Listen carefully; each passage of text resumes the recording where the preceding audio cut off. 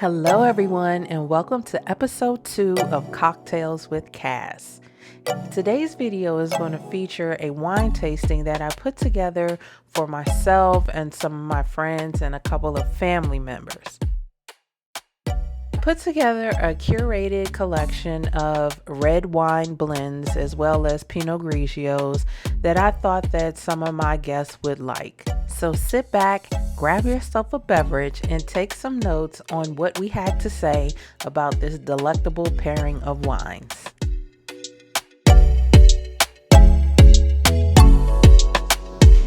Hello everybody and welcome to Cocktails with Cass. In today's episode we are going to have a wine tasting and I have selected some scrumptious wines for me and my friends to taste today. So I thought I would take you all along for this ride. So let's start tasting. So before we get started with tasting some wine, I wanted to go over some table etiquette with you guys and let you know what every glass is for and all of the other things that are on the table. So let's start with this. This is called a spittoon. And if you taste a wine that you do not like, you don't spit it back in your glass. You take a sip, you swallow it, and you discard the portion that you're not going to drink anyway. So let's start with our glasses. So if you'll notice to your far left, you have a water goblet, and I have placed 2 containers of water for you all to cleanse your palate with. In between, and we have our lovely model, Kiki. Maybe I should have introduced everybody first. So today with us tasting, we have my best friend, Jolita. We have my best friend's daughter, who I would like to call my honorary goddaughter. This is Ashley. We have my brother, Kenyon. And we have my sister, Kiki. And we have one of my other best friends, Miss Kim. And we have another guest. She's running a little bit late. She'll be here in a little bit. So with that, let's go get back into what our glasses mean. So to your far left, you have your water goblet. Again, you can pour it at your leisure, but I do want to advise you should cleanse your palate in between each wine. It'll help give you what the true flavor is of the wine in between tasting. So next to that one, which is this one, this is your white wine glass, and we will be sampling 2 white wines. They're actually Pinot Grigios, and we're going to sample them out of this. If you want to, you can also pour a little bit of the water in here, swish it around, and pour it in the spittoon, to make sure there's no residual wine left in the glass for your next taste. This is your red wine glass, and we will be tasting 2 red blends. This one, which is not on your flight board, this is for your sparkling wine, which I have chilled. So our first wine, which is your wine to your left, which is actually my favorite wine. Jolita has tried this wine before and she really liked it. She liked it so much that she called me and asked me what it was. I'm going to try to get this name right. I like to call it Facchin, but that's not his name. His name is Antonio Facchin, and this is a Pinot Grigio. And Pinot Grigios are light and crisp, and they're dry wine. This has a little sweetness to it, I like to think. And the palate of the Pinot Grigio is usually crisp. It's lighter bodied, it's fresh, with vibrant floral aromas, and it has like a stone fruit depending on the region. Today we are going to focus on the region of Italy. So all the wines that I've selected were crafted in Italy. So the Antonio Facchin Pinot Grigio is a white wine and is originated out of the Veneto region of Italy, which is in the Della Venezia. Please forgive me if I'm saying all of this wrong. I am an American, I'm not Italian. And it came from, like I said, it came from the Della Venezia sub-region of Italy. And this wine was crafted using 100% Pinot Grigio or Pinot Gris, I believe is what it's called, grapes. And when you taste it, you'll notice that it has hints of a mandarin peel, honey, apricots, and white pepper with notes of ginger towards the end. It also has a straw-like color.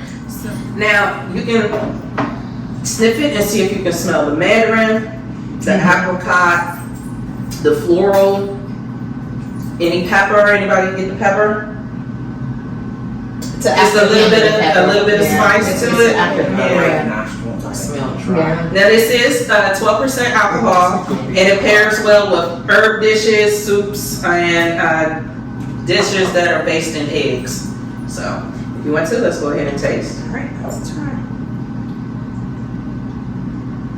Y'all, real quick, let's go back to script. So I got you all these tasting books, and in this book you can write down the name of the wines, and you can note some of the flavor. These are yours to take home. So if You got schoolwork? no, you don't have school. You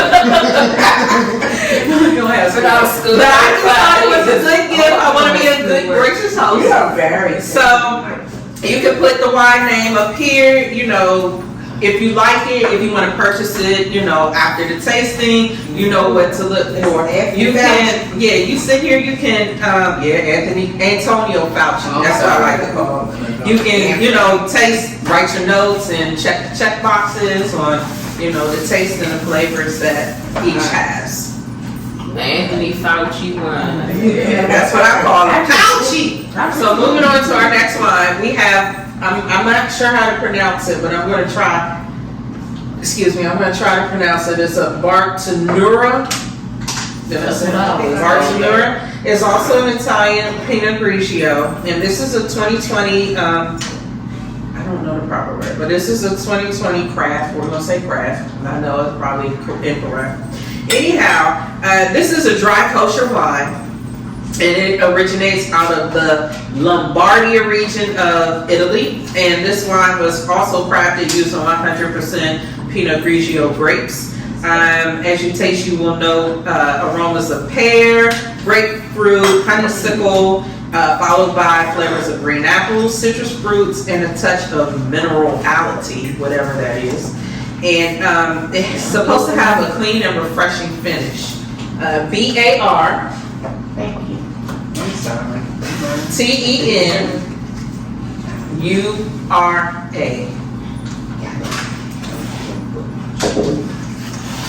This Pinot Grigio has a alcohol content of 11.5%, and it pairs well with hors d'oeuvres, fish, white meats, and is recommended that it be chilled. I tried to, but I mean, again, we started late, so it's fine. So again, let's see if we can smell. My nose is stuck up. You can definitely smell the fruit in here. You can smell the honeysuckle and the green apples. Smell I dry. don't pick up on it at all. Really? This one, the What first do you one, smell? the first one I picked up everything, but this one I'm not picking up at This all. one is a little. This one, it has the tones. The apple. I feel like the tones are a little more mute in this Did you one. smell? I smelled it first. Yeah, I think they're a little mute. I think this one is a bit lighter than the last one. The last one tastes a bit heavier. It is like. It is. It is. This But one now gives that it I it's also I can more taste of the metal. like a refreshing kind of finish to it. Yeah, that's what it says too. So, yeah. Fauci was mine. I actually like this one better. I do too. than the other Like one. this one? Yeah. Considering I'm a red wine drinker, this Yeah, I love red wine. My body just don't like it. it's little citrus. Yeah. So for our red wines, what I did was, I know that y'all don't really like dry wines, so I tried to stick to a blend, but finding an Italian red blend is like extremely hard. And one that's not too dry. So if it's dry, I apologize. I'm sorry. But these were curated more so to my taste, but I did take you all into consideration when picking some of the wines. I do want to say that all these wines are under $20, and I think the cheapest one may be $12.99, which is the Facchin. which is good. Now I'm gonna say this to the camera. So in my area here in Maryland, some of our stores have what's called like a curated bag, and every month they put 6 wines in a bag. 3 reds, 3 whites, and you get 6 wines for $60. And if you might want to check and see if your area has something like that, that's a good way to figure out what types of wines that you do like. That's how I figured out which wines that I like and which wines I don't like. I am very biased about sweet wines. I do not like sweet wines. I don't like Moscatos. Rieslings are okay, but some of them, it depends on the brand. Riesling is okay, but Okay. Yes. To try them out. So if you might want to check your, I'm not going to say go to a liquor store, but something that says wine, and it might have something like that. But like I said, the 6 for 60 is a good way to I mean, if you don't drink it every day, to like build your bar, as Kiki said, and it's a good way for you to determine what type of red or wines you like. They try to have, I guess like a rosé, like a rosé, a Chardonnay, a Pinot. There's Orvieto. There's so many different types of varieties of white wines. So they try to, kind of switch it up every month. And then they always seem to have like a red blend or a cab or a Cabernet. Okay. But I love Cabernets. My body just can't handle it. Like my reflux goes crazy. Oh, that's all you're gonna find on my bar.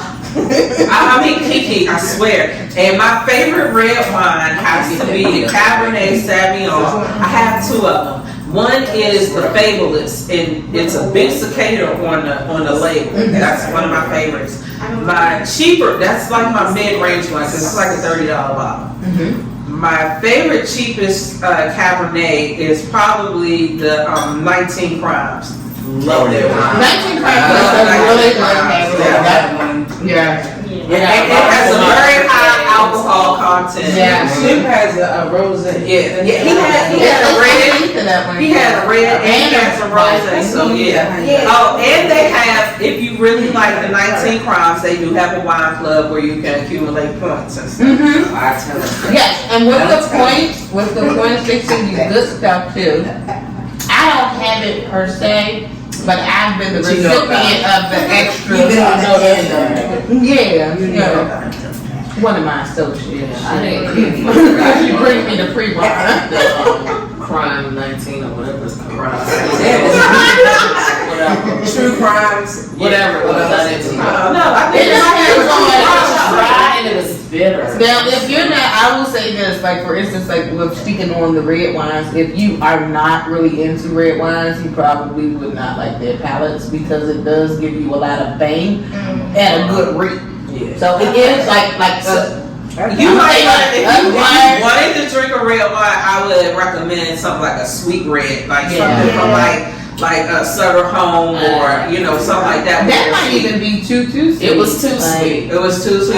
Okay, so here's a good one that I think is a good red wine, and it's not too sweet. This was my all-time favorite of a sweeter red wine, and that is the Linganore Steeplechase. Oh, that's my favorite.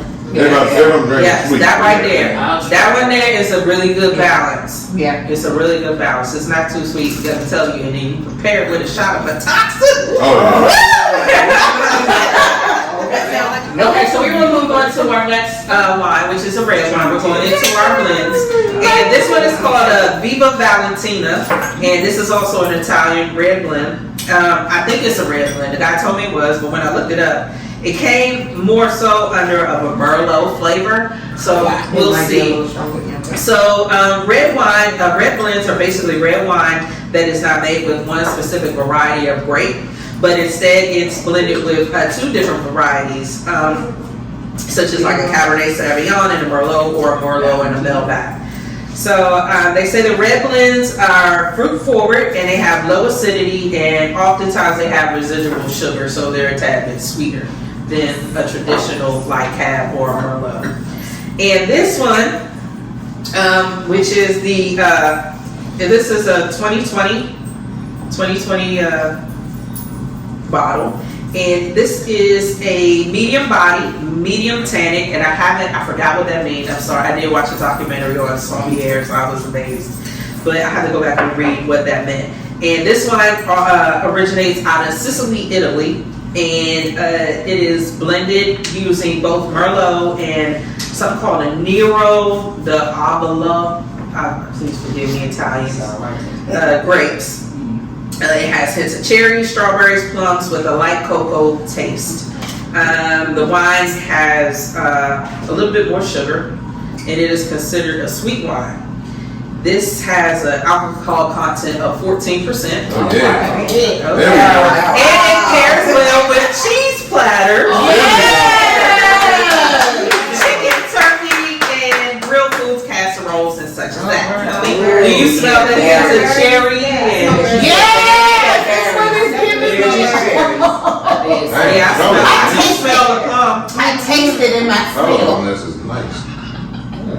This is a sweeter red wine. This is good. This is good. Oh, it's not. I like He this. said it smells drunk. I didn't want to say that out loud. That's a good one. When I That's just a said, good I can taste it in my smell. I can taste it in my smell. So here we go with our second to our last wine. This is also a red blend, and this is a 2019. Let me see if I can say this right. Justo Cesari Justo. What? Maybe it's Geraldo. We're gonna call it. That is not Geraldo. We're gonna call it Geraldo Justo. is not in this house. Call it. This is a rich and intense red blend also from the Veneto region of Italy. And this wine is crafted using Merlot grapes and is described as having a rich and intense flavor with hints of pepper, spice, raspberry, cherry plum, and leather. Wow, you know. Oh, yeah. Yeah, leather. It's called. Alright. Don't